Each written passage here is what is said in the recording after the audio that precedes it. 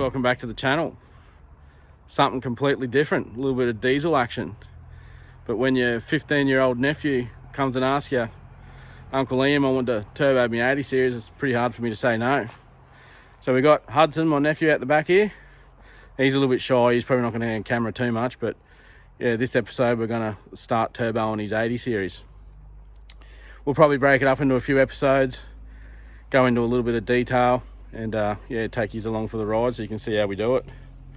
First thing we might do is have a look at the cruiser, and then we might take it for a run and get like a 0 to 100 time on the phone app, so we can actually see how slow this thing is.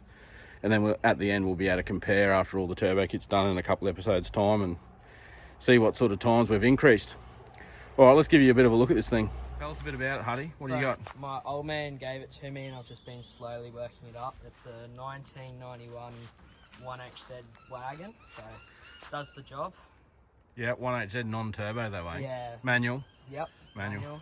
I see you got some bloody fancy looking headlights in there, mate. What's going on? Oh yeah, we got them from Bush Stuff. They're the LED ones with the multi-colour changing, so they work pretty good.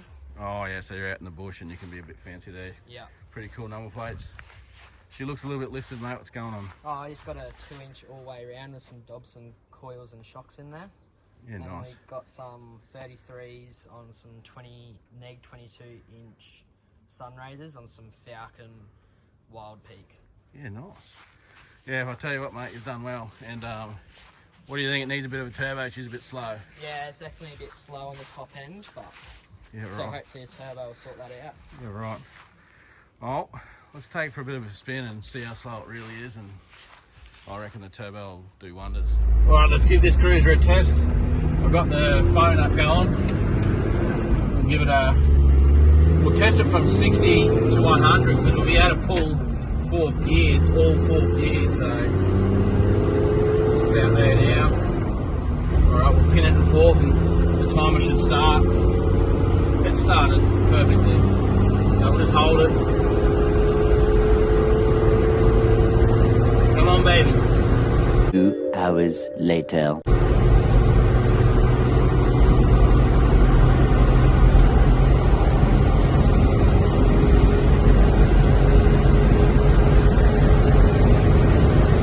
Perfectly. Alright, just over 100. Let's see what she did. Not the fastest thing, but it just pulled 18 seconds to go from 60 kilometres an hour to 100 kilometres an hour. That's not too bad, really. I didn't think it was too bad, but hopefully the turbo makes a big difference. Buddy, what sort of power does these bloody 1HZs NA actually make, Huddy? Oh, they make about 60 horsepower and about 250 metres of torque. Yeah, 250 newton metres of torque. Yeah, okay. When it's stock, and then with a turbo, we should be making about 130 to 140 and about 400 newton metres of torque. Well, that's a massive increase. How much boost would that be? Oh, about 12 pounds. 12 pounds, all right. Oh, well, we'll soon find out. It'll be interesting to see how much of a horsepower extra it makes. Are you going to put this thing on a dyno one day, you reckon? Yeah, one day I'll definitely get her up on the dyno, see what it runs. Yeah, all right. Well, I reckon that's enough for testing. He's got all these bloody parts in the back here. Let's head back to the shed and have a look at all the stuff he's bought. And got the big 80 on the hoist ready to go. Unloading all the parts, and we thought, you know, let's pull it all out and show you everything he's got for his project here. Now, first thing he's got is the HD Automotive turbo kit for the 1HZ. Now, he upgraded for the exhaust manifold. He got the Tilix one piece, which is nice. They do offer a lower version that utilises the front half of a standard manifold with a bit of a slip joint. I think for the extra money, not having the slip joint in the turbo manifold is more reliable, especially as far as sealing the exhaust of the turbo is concerned. So the manifold comes with the studs, and yeah, it's a pretty nice cast piece actually. It's a non-external wastegated version. Also part of that HD Automotive kit is this the Rashi CD26 turbocharger, which is the same physical size as the 1HD turbo, but obviously it's got the billet wheel in there, which is pretty nice. I think the wheels are a little bit bigger as well, and also has this nice upgraded wastegate actuator. Also, the kit comes with all your wastegate springs, oil feed and return lines. Also comes with a feed line, the T-fitting to fit into the oil pressure port, exhaust manifold studs, and it also actually comes with all the crossover pipe and everything if you want to run non-intercooled. On this build, we're going to run a external front-mounted intercooler, and we've gone for a more budget-friendly WS racing version. It comes with all the silicone joints, all the piping, brackets for the intercooler. We've got a 300 by 450, 75 mil thick bar and plate intercooler that looks like a nice piece. Also comes with the intake manifold adapter, which is needed to make the kit work. This kit is actually the Suit 80 series, so it should be with a few holes and a few brackets screwed in. Should be a direct fit, shouldn't be a problem. Nice kit, it's nice, good value. Moving on, he's got himself a, I think it's a Rhino exhaust. Yep, Rhino exhaust. Full 3-inch to suit a 1HD 80 series. Now, if you remember me saying, the HD automotive kit puts the turbo in exactly the same spot as what the 1HD would, so that therefore unlocks the capability of just ordering a 1HD 80 series exhaust. And it's a full 3-inch system. It's only mild, you know, we're on a bit of a budget here, so it's just mild steel, but he doesn't really hit the beach that much and he loves getting under there washing it, so it should be all right. Obviously comes with the dump pipe to suit that CD26 turbo. Already has the bung welded in it for the pyro. Nice piece, nice budget piece. So you'll see us in future episodes install all this. And to finish up, he's got a few gauges to monitor the vitals. He's gone with the JRP gauges, full electronic, pretty tidy looking kit. Comes with all the sensors, everything you need, and he's got a nice pillar pod there for the pillar and the gauges. So overall, it's not a bad haul for parts. It should certainly make that 80 series a bit nicer, a bit faster to drive. All right, we've got the big 80 up on the hoist, ready to go.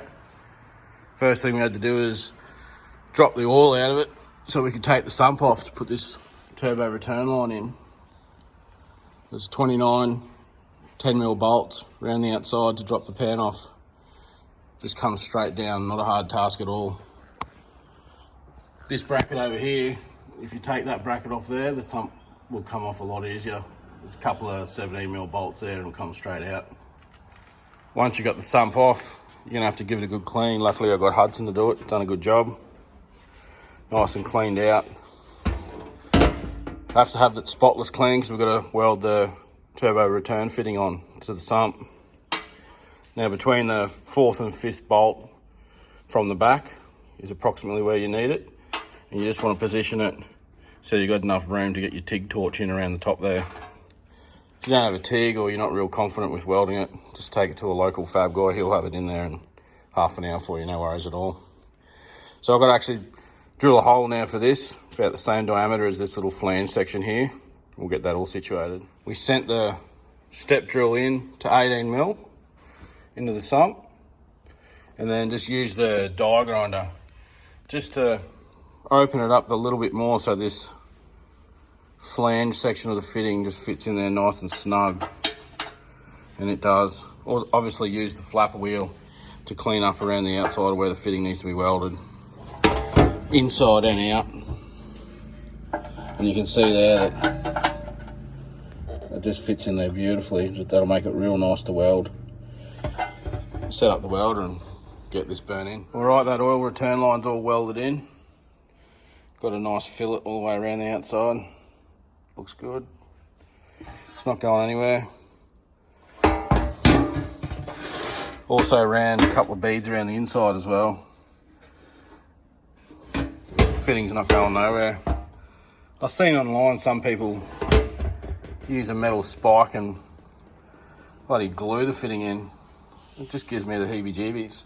It's so easy to take the gasket off and replace the gasket with gasket glue and weld it in. I don't know why you'd waste your time being dodgy with glue and a spike. Anyway, Huddy's over here cleaning the sump flange on the bottom of the motor, ready for some gas silicone. And we'll get ready to glue this sump back in. That sump flange is spotless. Also remove the 2 brackets either side just to make access for the sump a lot easier. And we've already gone ahead and siliconed up the gasket with a bit of this JB Weld gasket maker sealant. And there's obviously a groove in the sump, and just build it up about 5 mil. It's probably a little bit more than what the factory used, but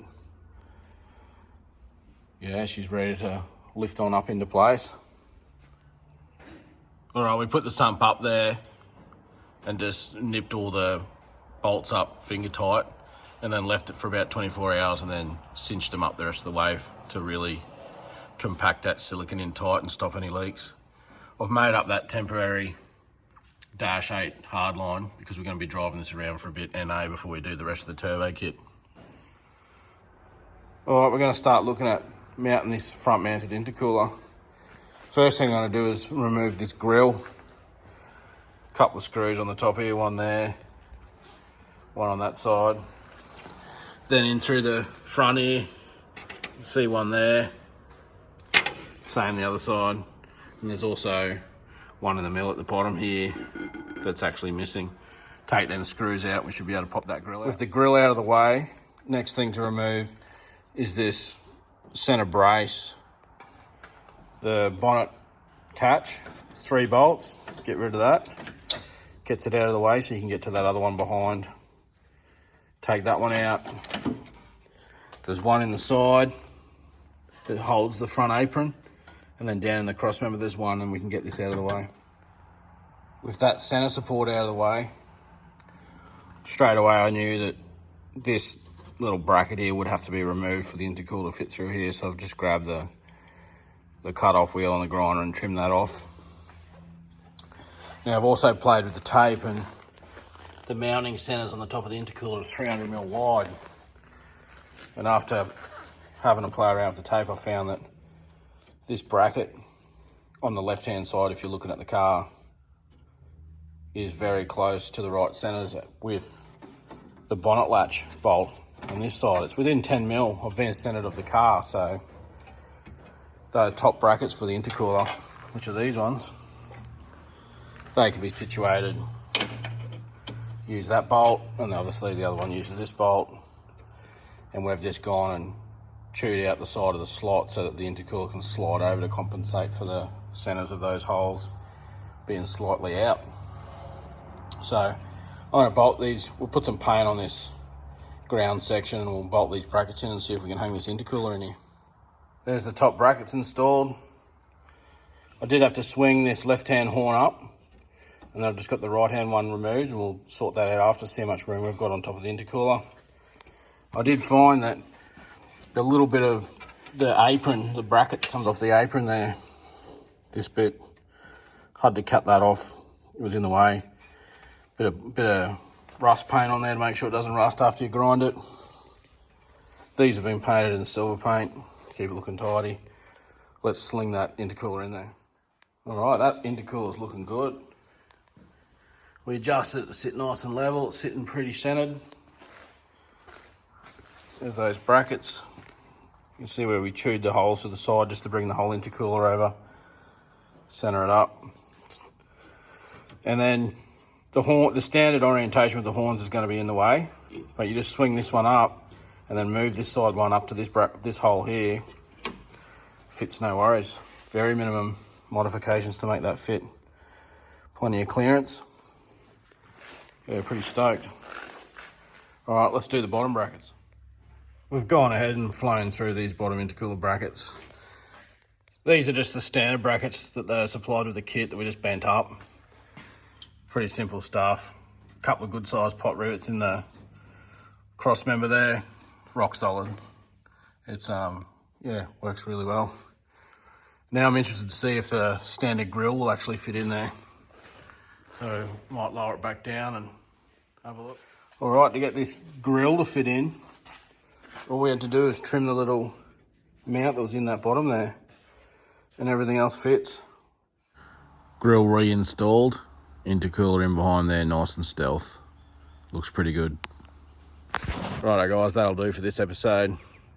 Back on the road, drivable for a couple of weeks until we can make some time to actually start putting some turbo kit on there, but Sump's not leaking.